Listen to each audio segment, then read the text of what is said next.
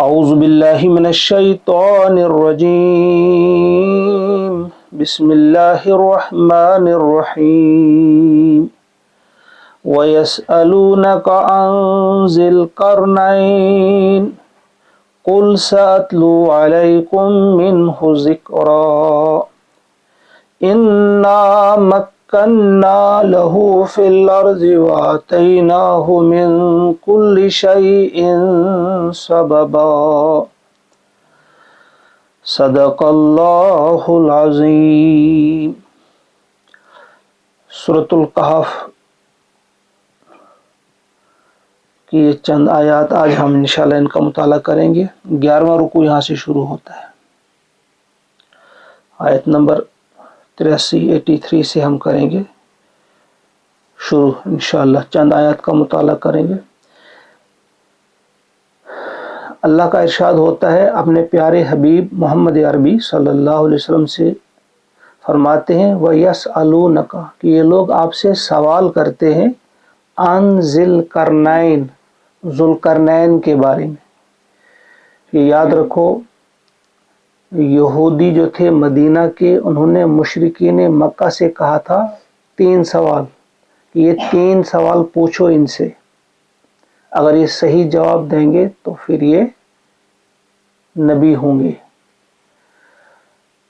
انہوں نے وہ جو 3 سوال تھے ان میں سے ایک سوال یہ تھا جو آج ہم پڑھنے جا رہے ہیں کہ ان سے پوچھو کہ وہ ذوالقرنین کون تھا۔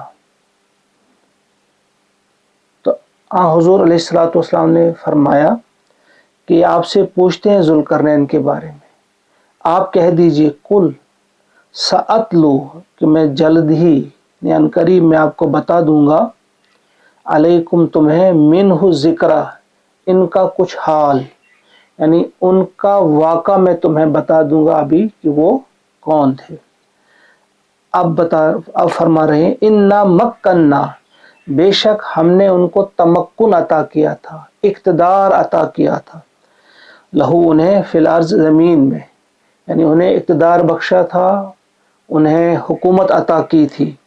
وآتیناہ اور ہم نے اسے دیا تھا، عطا کیا تھا، من کل شیء سببا طرح طرح کا جنگی سامان، طرح طرح کے اسباب اور وسائل، مختلف قسم کے اسباب اور وسائل ہم نے انہیں عطا کیے تھے۔ کہ ان کے بارے میں کہا جا رہا ہے ذوالقرنین کے بارے میں۔ یہ ذوالقرنین کون تھا آپ کو یہ بھی معلوم ہونا چاہیے، اصل میں کون تھا یہ ذوالقرنین۔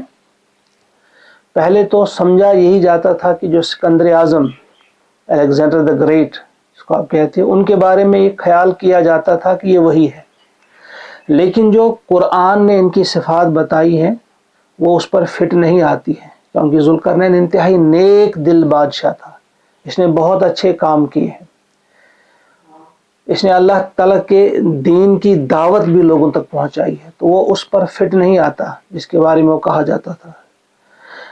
اب جو بہت ساری تحقیقیں ہوئی ہیں، اب لاسٹ میں مولانا ابوالکلام آزاد کا نام سنا ہے نا، رحمۃ اللہ علیہ، انہوں نے ان کی جو تحقیق ہے اب اسے مانا جاتا ہے کہ یہی درست ہے۔ انہوں نے کہا کہ یہ ذوالقرنین جو تھا یہ ایران کا بادشاہ تھا، جسے آج ہم ایران کہتے ہیں، پرانے قدیم ایران کا بادشاہ تھا یہ۔ اس نے بہت زیادہ ملک فتح کیے تھے، بہت علاقہ فتح کیا تھا، انتہائی بہادر تھا، جری تھا اور نیک دل بادشاہ بھی تھا۔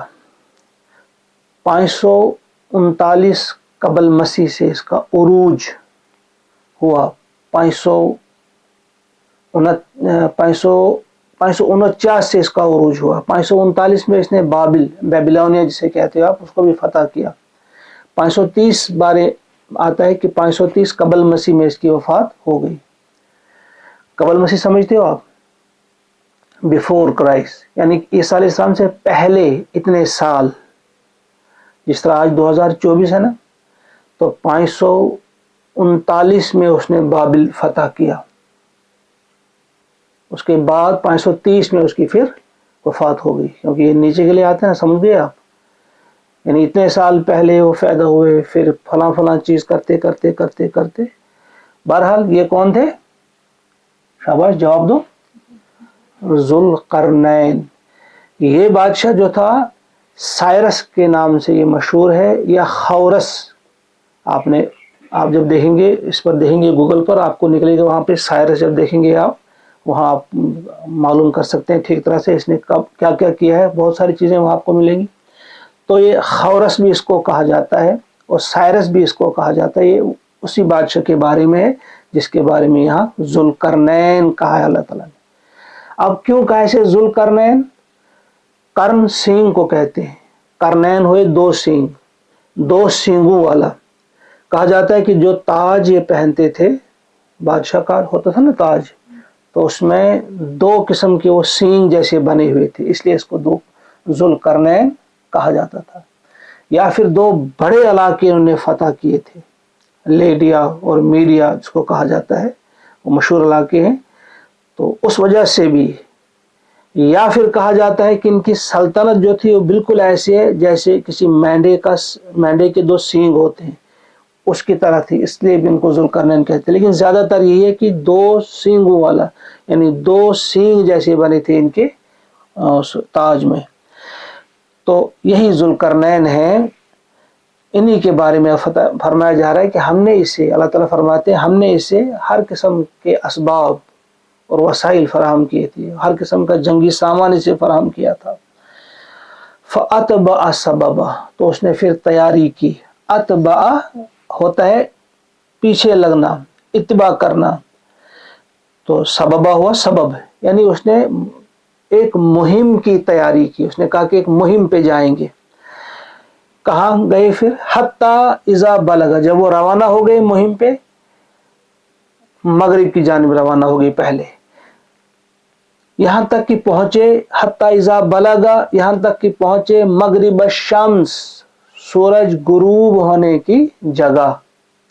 اب آپ کہیں گے سورج تو غروب ہوتا ہی نہیں، زمین گھومتی ہے، تو یہ سمجھانے کے لیے کہ وہ خشکی کے راستے ملکوں کو فتح کرتے کرتے کرتے اس جگہ پہنچ گئے جہاں سے آگے صرف سمندر تھا، وہاں رک گئے، انہیں سمجھا کہ ایک سرا میں نے مکمل کر لیا، یہاں تک کہ وہ پہنچے مغرب الشمس، سورج غروب ہونے کی جگہ تک۔ وجدہا، وہاں پایا اس نے، تغرب، کہ غروب ہو رہا ہے، ڈوب رہا ہے، فی عین حمیۃ، ایک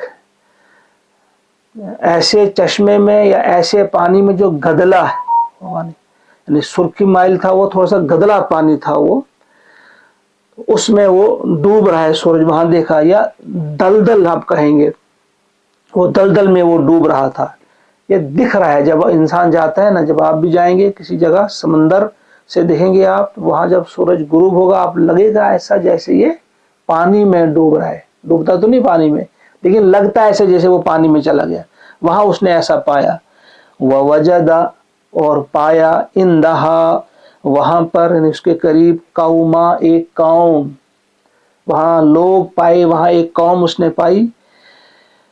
انہوں نے، ہم نے کہا، اللہ تعالیٰ فرماتے ہیں قلنا، ہم نے کہا، یا ذوالقرنین، اے ذوالقرنین، اما ان تعذب، یعنی تجھے ہم اختیار دیتے ہیں، اما ان تعذب، کہ آپ تکلیف دیں، آپ سزا دیں انہیں، و اما ان تتخذ فیہم حسنا، یا ان کے ساتھ اچھا سلوک کریں، یعنی اچھے طریقے پہ ان کو لانے کی کوشش کریں، یعنی بہترین سلوک کر کے ان کے ساتھ ان کو اچھے طریقے پہ لانے کی کوشش کریں۔ اب یہ کیا وحی نازل ہوئی ان پر، یہ یا ذوالقرنین کر کے خطاب کیا، تو یہاں پھر اسی وجہ سے کچھ لوگوں کا خیال ہوا ہے کہ یہ نبی تھے، اسی لیے ان سے خطاب کیا گیا، اللہ تعالیٰ نے ڈائریکٹ بتایا اے ذوالقرنین ایسا کرو، لیکن یہ ضروری نہیں ہے۔ زیادہ تر خیال یہ کہ وہ نبی نہیں تھے، صرف بادشاہ تھے۔ اس قسم کا خطاب تو آپ نے سنا ہے، موسیٰ علیہ السلام کی ماں سے کہا تھا، مریم کے بارے میں جو ابھی پڑھا آپ نے، ان سے بھی کہا تھا اے مریم، تو وہ بھی نبیہ تو نہیں تھی وہ۔ اور اسی طرح سے اور بھی ایسے آتے ہیں جن سے خطاب کیا، تو اصل میں یہ خطاب کیا ہوتا ہے کہ ان کے ضمیر نے ان کو بتا دیا، اللہ تعالیٰ نے فرمایا کہ ہم نے تیرے پر یہ قوم کر دی ہے، اب تم اپنے ضمیر سے پوچھو تم کیسا سلوک ان کے ساتھ کرو گے، ایسا نہیں تھا کہ آپ کو مرضی ہے ان کو خوب سزا دو، ایسی مرضی ہے تو ان کو اچھا سلوک کرو۔ وہی ضمیر کی بات ہوتی ہے کہ جب انسان کو اختیار ہوتا ہے، کسی ملک کو فتح کرتا ہے، پھر اب کیا کرے ان کے ساتھ، ان کو کچل ڈالے یا ان کے ساتھ بہترین سلوک کرے اور ان کو اللہ تعالیٰ کے دین کی طرف بلائے۔ اب جواب کیا دیا ذوالقرنین نے؟ قال اما من ظلم، کہا کہ جس نے ظلم کیا ہے، فسوف نعذبہ، تو میں اسے سزا دوں گا، ثم یرد، پھر اسے لوٹایا جائے گا، الی ربہ، اپنے رب کی طرف، فیعذبہ، تو وہ اسے پھر عذاب دے گا، عذابا نکرا، سخت عذاب، زبردست قسم کا عذاب پھر اسے اللہ تبارک و تعالیٰ دیں گے ان کو جب لوٹایا جائے گا رب کی طرف۔ کیا کہا ذوالقرنین نے کہ جو آج ان میں سے جس نے بھی ظلم کیا ہوگا میں انہیں سزا دوں گا، پھر اس کی موت تو آنی ہے، موت کے بعد پھر اللہ بھی انہیں عذاب دے گا۔ اور رہے دوسرے لوگ، وہ اما من آمنا، اور جنہوں نے ایمان لایا، جو ایمان لے آئے، وہ عمل صالحا، اور اچھے کاموں میں لگ جائے، صالح عمل کرے، فلہ، اس کے لیے ہوگی، اسے دیا جائے گا، جزاء الحسنی، بہترین جزا، اسے بہترین بدلہ دیا جائے گا، وسنقول، اور ہم کہیں گے، لہو، اس سے، من امرنا یسرا، اپنے احکامات میں سے، یسرا آسان، یعنی ان کے لیے ہم آسان احکامات دیں گے، یعنی ہر قسم کی آسانی ہم انہیں فراہم کریں گے، ان کے لیے کوئی ایسا کام ہم نہیں کہیں گے جو ان کے لیے مشکل ہو۔ کون؟ جو ایمان لے آئے اور بہترین عمل کرے، اچھے عمل کرے، ان کے ساتھ بہترین سلوک کیا جائے گا۔ ثم اتبع سببا، اس کے بعد پھر انہوں نے ایک اور مہم کی تیاری شروع کی اور چل پڑے ایک دوسری مہم کی طرف، حتیٰ، یہ تو تھا نا مغرب میں گئے، اب کہاں چلے؟ مشرق کی طرف، حتیٰ، یہاں تک کہ اذا بلغ، جب وہ پہنچے، مطلع الشمس، سورج طلوع ہونے کی جگہ، جب چلے نا اب یہاں کے لیے، کہاں کے لیے؟ مشرق کی طرف، تو چلتے چلتے چلتے چلتے خشکی کی اس آخری سرحد پر پہنچ گئے جہاں سے آگے سمندر ہی سمندر دیکھا، تو اس کے لیے انہوں نے لفظ استعمال کیا کہ سورج طلوع ہونے کی جگہ تک جب ہم پہنچ گئے، وجدہا، وہاں اس نے پایا، تطلع، کہ طلوع ہو رہا ہے سورج، علی قوم، ایک ایسی قوم پہ، لم نجعل لہم من دونہا سترا، جن کے لیے ہم نے نہیں بنایا اس کے نیچے، آفتاب کے نیچے، کوئی پردہ، کوئی آڑ۔ مطلب کیا اس کا؟ یعنی وہ قوم جو تھی وہ اتنی وحشی قوم تھی، جو مکان بنانا تو دور کی بات ہے، وہ اپنے لیے خیمہ بھی نہیں بنا سکتے تھے، یعنی دھوپ سے بچنے کے لیے کوئی آڑ نہیں تھی انہیں، وہ ایسے ہی رہتے تھے، کبھی کسی چھاؤں میں، کہیں ادھر کبھی ادھر۔ کہا کہ یہ وحشی قوم تھی، وہاں انہوں نے وہ پائی۔ جب وہاں پہنچے ذوالقرنین تو وہاں ایک وحشی قوم سے ملاقات ہوئی، جو کتنے وحشی تھے کہ وہ ابھی گھر بھی بنانا نہیں جانتے تھے، بلکہ خیمہ بھی نہیں لگانا جانتے تھے، ایسے ہی رہتے تھے وہ۔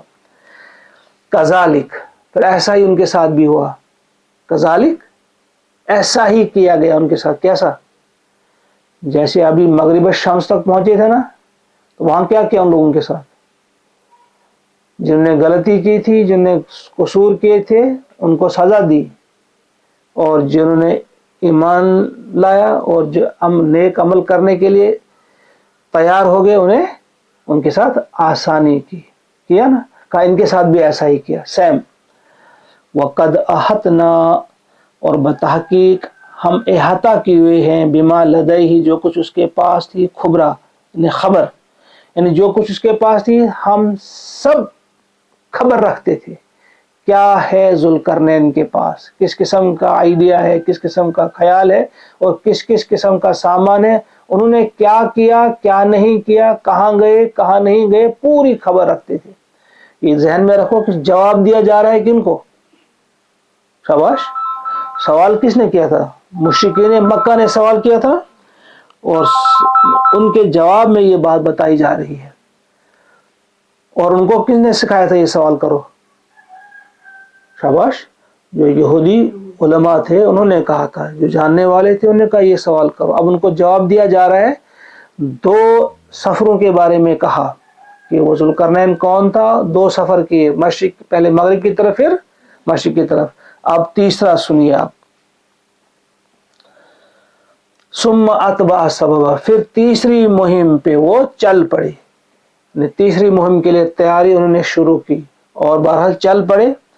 हत्ता, यहाँ तक कि इज़ा बलगा, जब वो पहुंचे, बैन सद्दैन, सद्दैन, सद दीवार को कहते हैं, आड़ को कहते हैं, रुकावट को कहते हैं, और यहाँ मुरादें पहाड़।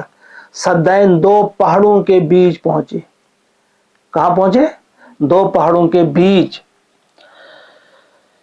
वजदा मिन दूनिहिमा कौमा, और वहां भी एक कौम पाई उन्होंने, वहां भी एक कौम पाई। ये 2 पहाड़ कौन थे, इनके बारे में क्या कहा जाता है कि असल में ये बहरे कैस्पियन एक है, कैस्पियन सी, और ब्लैक सी, बहरे असवद, बहरे असवद और बहरे कैस्पियन, उनके बीच में एक पहाड़ी सिलसिला है जिसे आप कफकाज के नाम से जानते हैं, या कोहे काफ आप याद रखो। उनके बीच में, यानी वो मुतवाज़ी पहाड़ जो है उनके बीच में एक है वो कोहे काफ जिसको आप कहेंगे, उसमें कुछ दर्रे हैं। एक दर्रा उसमें जो है दर्रे दारियाल के नाम से मशहूर है, वहाँ ये बांध बांधा है। जब वहाँ पहुँचे ये फरमाया, यहाँ तक कि वो 2 पहाड़ों के उस बीच में पहुँच गए, वहाँ उन्होंने एक कौम देखी। और वो कौम कैसी देखी उन्हें? ला यकादून यफ़क़हून क़ौला, कि वो कोई बात समझ नहीं पा रहे थे, वो कोई बात समझ नहीं पा रहे थे। जैसे कादा यकादू मैंने आपको कहा है करीब करीब होना, यफ़क़हून हुआ समझा, और क़ौला हुआ बात, यानी किसी बात के समझने के करीब भी वो नहीं जाते थे। बिल्कुल उनकी कुछ ज़बान और ही थी और इनकी ज़बान कुछ और थी।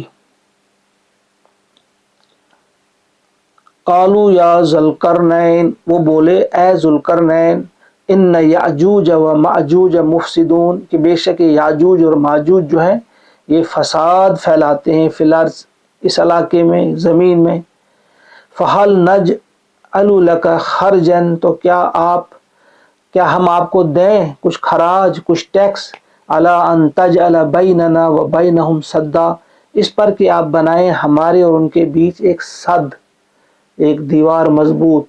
उसी जिसको फिर बनाए, ये हम नेक्स्ट इंशाल्लाह पढ़ेंगे, आगे आ जाएगा वो, कि उसके लिए लफ्ज़ इस्तेमाल किया रदम, रदमा। रदम जो है वो सद से बड़ा होता है, और सद भी होता है। ये बहुत बड़ा डैम बनाया गया है, वो आप देखेंगे वो डैम किस किस्म का है। 50 मील लंबा है वो, 29 फीट 29 फीट वो ऊंचा है, और 10 फीट वो चौड़ा है। वो जो बनाया गया, उसकी जब देखा गया, उनके जो खंडरात जो थे अब भी मौजूद, कहा जाता है कि अब भी वो मौजूद हैं। वो डैम उनने बना दिया, और याजूज माजूज याफिस की औलाद से, ये आपको मालूम होना चाहिए, जो हज़रत नूह अलैहिस्सलाम की औलाद जो थे उन्हीं से कहा जाता है कि सारी नस्ल आगे बढ़ी, हाम, साम और याफिस। तो याफिस की औलाद में से ये याजूज माजूज हैं। ये बहुत ख़तरनाक किस्म के, बहुत ज़्यादा मुफसिद, फसाद फैलाने वाले। तो इनके बारे में जब उन्होंने कहा कि आप हमें इनसे बचाएं, हम आपको कुछ ना कुछ देंगे, इसके लिए कुछ सरमाया भी देना पड़े। फिर जवाब में ज़ुल्करनैन ने क्या कहा कि हमारे पास बहुत कुछ है, अल्लाह ताला का दिया हुआ है, आप सिर्फ अफरादी क़ुव्वत हमें दें तो हम इस डैम को बनाएंगे। फिर डैम बनता है, वो आगे आएगा इंशाअल्लाहुल अज़ीज़। तो इन आयात में आपने देखा कि किस तरह से जवाब दिया जा रहा है, क्योंकि तमाम इल्म का जो मंबा है, इल्म कहाँ से? अल्लाह ही के यहाँ से मिलता है। तो मोहम्मद अरबी सल्लल्लाहु अलैहि वसल्लम से जब सवाल किया गया, तो आप चूँकि सच्चे नबी थे और सच्चे नबी हैं, और आपने एक एक सवाल का जवाब दिया, और पूरी ज़ुल्करनैन की ज़िंदगी के बारे में भी बताया कि वो कौन था, कहाँ था। ये जहन में रखना चाहिए, कभी कभी तन्हाई में सोचना चाहिए, आज से पहले कब की बात है ये, उस वक़्त क्या हो रहा था। اور آہستہ آہستہ آپ دیکھیں آج ہم کہاں پہنچ رہے ہیں. اللہ تبارک و تعالی ہمارے حالات بھی نوٹ کر رہا ہے, دیکھ رہا ہے. ہمیں بس اللہ ہی کی طرف رجوع کرنا چاہیے اور یہ کتاب اللہ کا کلام پڑھنے کی کوشش کرنی چاہیے. ہمیں اس سے بہت کچھ سیکھنے کو ملے گا. ابھی دیکھیے آپ, اس میں تاریخی واقعات بھی ہیں, اس میں کیا کچھ نہیں ہے. پچھلے لوگوں کے واقعات ہیں, آئندہ کیا ہوگا وہ کہا گیا ہے. آج اس وقت کیا آپ کو کرنا ہے, کیا کرنا چاہیے وہ بھی اس میں بتا دیا گیا ہے. سب کچھ اس میں ہے. اللہ سے دعا ہے کہ وہ ہم سب کو پڑھنے کی, سمجھنے کی اور عمل کرنے کی توفیق عطا فرمائے. ربنا تقبل منا انك انت السميع العليم. آمین. السلام علیکم ورحمۃ اللہ وبرکاتہ.